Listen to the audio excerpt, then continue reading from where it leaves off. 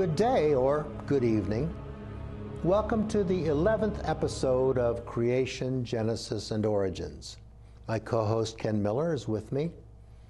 In the episodes preceding, we have examined evidence that shows clearly that Adam and his generations fit into a historical time and place. The time begins approximately 7,000 years ago in the region the Hebrews called Shinar in the Old Testament, and we know today as Sumer, a land associated with the Sumerians who lived in that region for roughly 2,000 years. Biblically, this time frame corresponds approximately to the time from Adam to Abraham, a family of non-Sumerians that are called Akkadians.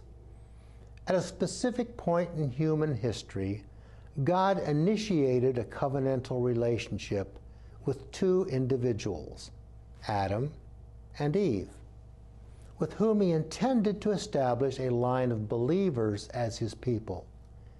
He set aside a garden of special protection as the setting for his revelation to them of his gracious, life-giving word, and breathed into Adam the spirit of life, thus binding Adam to himself in a covenant relationship.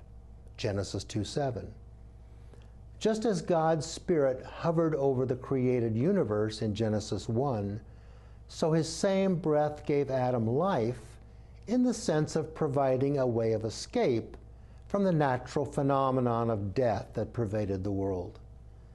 Through Adam's demonstrated obedience and God's provision, the rest of the world would have seen his example and come to saving grace by doing likewise. At least that is what could have happened if a certain beguiling serpent hadn't gotten into the act. Before the Great Flood takes center stage in the Genesis narrative, an intriguing episode is described that has had Bible enthusiasts scratching their heads for many centuries. The 6th chapter of Genesis begins, "And it came to pass, when men began to multiply on the face of the earth, and daughters were born unto them, that the sons of God saw the daughters of men, that they were fair, and they took them wives, all of which they chose." The Hebrew eretz, translated as earth in this passage, means either earth or land. So there's no reason to think in global terms.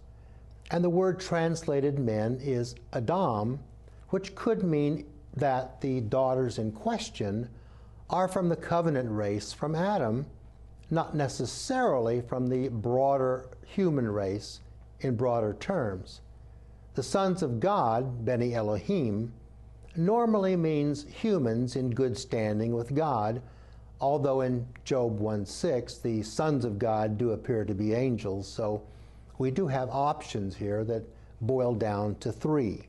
Perhaps these were angels frolicking with humans, producing offspring, or Sumerian kings were procuring Akkadian maidens for wives, or maybe long-lived descendants of Adam were taking wives from the indigenous population.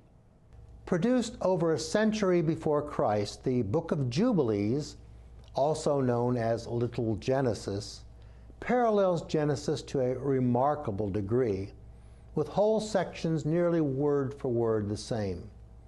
Sometimes called the Testament of Moses, Jubilees deals more fully with details than the biblical Genesis, including the names of the wives from Seth through Noah's 3 sons, attributed to an unknown Pharisee. Jubilees attributes the passage of Scripture to the misdeeds of elements of the heavenly host, whom he calls watchers. Jubilees follows the Genesis narrative fairly closely. "And it came to pass, when the children of men began to multiply on the face of the earth, and daughters were born unto them, that the angels of God saw them on a certain year of this Jubilee, that they were beautiful to look upon, and they took themselves wives, of all whom they chose." Here we have an ancient writer who had access to numerous written sources who comes down on the side of angels being the culprits in this enterprise. The Nephilim, or giants in the King James Version, are the offspring of these unions according to Jubilees. The angels are the angelic watchers who, although sent down to instruct mankind, fell from lusting after the daughters of men. Jubilees continues, and lawlessness increased on the earth, and all flesh corrupted its way, alike men and cattle, and beasts and birds, and everything that walks on the earth. All of them corrupted their ways and their orders, and they began to devour each other, and lawlessness increased on the earth, and every imagination of the thoughts of all men was thus evil continually. The author of Jubilees believed demons are spirits which went forth from the souls of the giants who were the children of the fallen angels. These demons attacked men and ruled over them. Their purpose is to corrupt and lead astray and destroy the wicked. They are subject to the prince Mastema, or Satan. Men sacrifice to them as gods. They are to pursue their work of moral ruin till the judgment of Mastema, or the setting up of the Messianic kingdom, when Satan will no longer be able to endure mankind. Also in Jubilees, and he, Methuselah, testified to the watchers who had sinned with the daughters of men, for these had begun to unite themselves so as to be defiled with the daughters of men.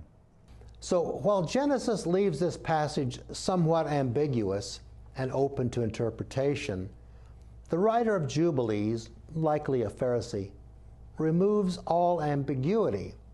But is he right? Josephus too weighs in. For many angels of God formed connections with women and begat sons that were violent and despisers of all that was good, on account of the confidence they had in their own strength. For the tradition is that their acts resembled the daring of those whom the Greeks called giants. It appears that Josephus, although believing in angelic misconduct, left it open as to the product of these unions.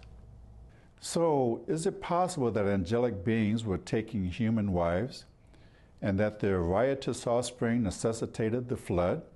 If so, that would have been a strange chapter in angel-human relations. What are angels supposed to do regarding humans? In Hebrews 1:14, are they not all ministering spirits sent forth to minister for them who shall be heirs of salvation?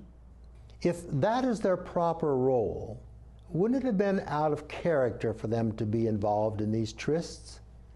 Also, even if they had the desire to sire human offspring, would they have been capable of that? Angels, while appearing as men at certain times, do not possess physical bodies as we do, and should not be able to father human children.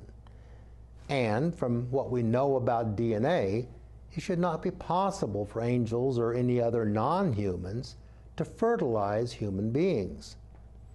Could they have been fallen angels?